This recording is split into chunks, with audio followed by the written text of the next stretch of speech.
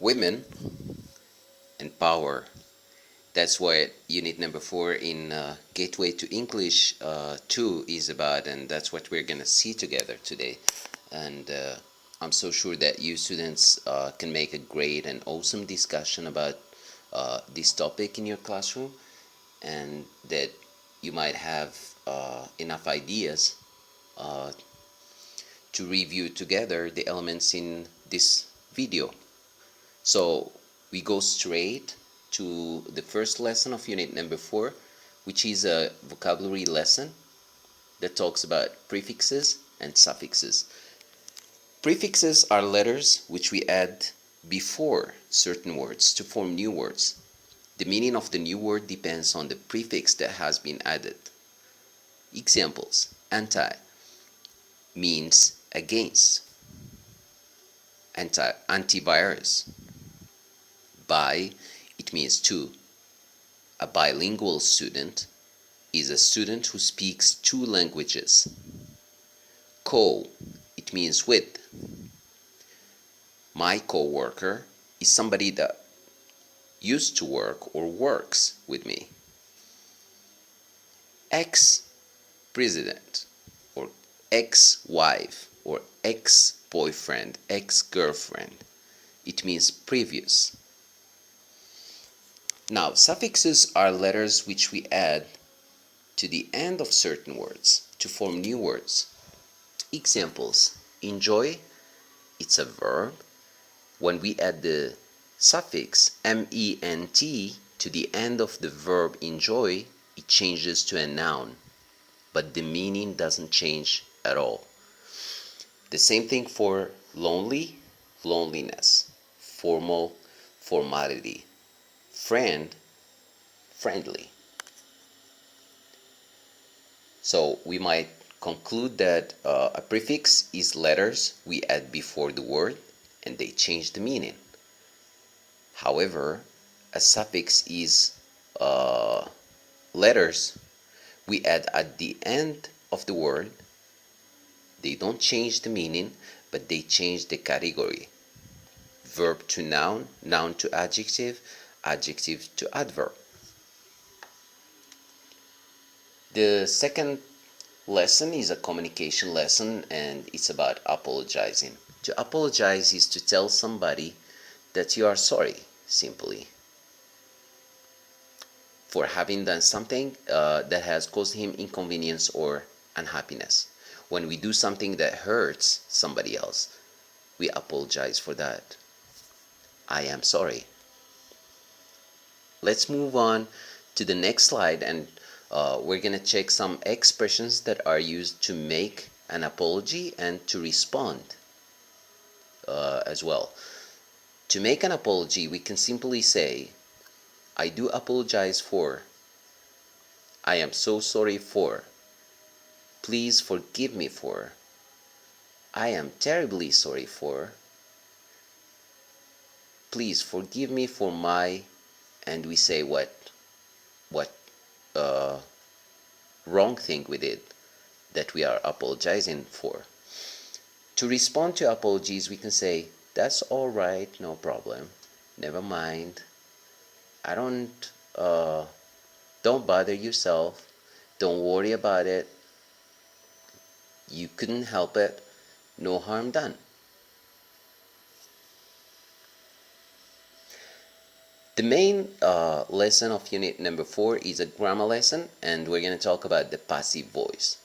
So before we get started, I just want you to know that in the examples, we're going to always start from an active sentence and change it to a passive sentence. And we should know also that an active sentence is a subject, a verb, and an object. Now, when do we use the passive voice? We use the passive voice 1. When the subject, the doer of the action, in the active sentence is not known. Example: someone broke the window last night. Someone is the subject, broke is the verb in the past tense, past simple, the window is object. But when we say someone, it's not like if we say Ahmed or Hassan. The subject is not known, so we just change the sentence from active form to passive form. And we're gonna get a sentence like, the window was broken last night. Number 2 or B, when the subject is not important. It's known, but we don't really give it that much importance. Example, the company will publish Najib Mahfouz's new novel. In this sentence, we know the subject is the company. The action is will publish, but the object, Najib Mahfouz's new novel, is much more important than the subject. So we change the sentence to passive form and we get Najib Mahfouz's new novel will be published. Now, we use the passive voice also when the action is more important than the person who does it. Let's check an example together. In the active sentence we have, the teachers organized the English Olympics in our school. Since the English Olympics is an event and it's in a school, we are so sure, or it's obvious, that there will be some teachers involved in it. So in this sentence, the organization of the English Olympics is an important event, much more important than who really organized it. So we changed the sentence to passive form and we get the English Olympics were organized by the teachers in our school. So to change a sentence from active to passive, the following changes take place. Let's check that together. We always start from an active sentence. That means a subject plus a verb. The verb always has a tense. It can be present simple, past continuous, past perfect, future simple, future perfect, plus object. When we change the sentence to passive, we start with the object plus the verb to be. The verb to be in the tense of the verb in the active sentence, and that verb changes to past participle. When the subject is known but not important, we can add by subject. Now, you might have noticed in the previous slide that one of the important elements in the passive form structure is the verb to be. So here is a table that summarizes all the forms of the verb to be in the different tenses that students of baccalaureate are acquainted with. The verb to be in the present simple will always be are, is. Present continuous, are, is, being. In the past simple, was or were. In the past continuous, was or were, being. In the present perfect, have or has been. In the past perfect, had been. In the future simple, will be. In the future perfect, will have been. There are certain important things that we should remember about the passive voice, and we're gonna start with the first important point, which is that the subject is always deleted in the passive sentence when it's one of the following: people, one, someone, somebody, and they. We don't have to repeat the subject in the passive sentence when it's one of those words, simply because that's one of the main reasons why we change the active sentence to a passive sentence.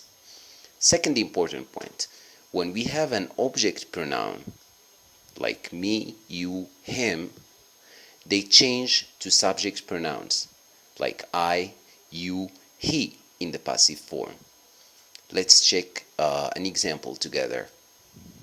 In the active form we have, they arrested him. Him is an object pronoun.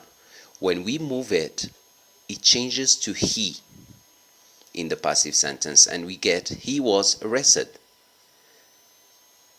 Since we are talking about women, women also can be arrested, right? Don't you think so? So let's say we got an active sentence that says they arrested her. Her is an object pronoun that is going to change to she was arrested. The third important point is that some verbs in English take two objects, such as send, offer, give, and these verbs, they're going to have two passive forms. Example, the little kid gave Laura some flowers. Laura is object number one, sunflowers is object number two. If we move object number one, Laura, we're gonna get Laura was given some flowers by the little kid. If we move sunflowers, the second object, we're gonna have sunflowers were given to Laura by the little kid. Now the verbs think, believe and say, and know, they are used in the passive form as in the example. Let's check the active form first.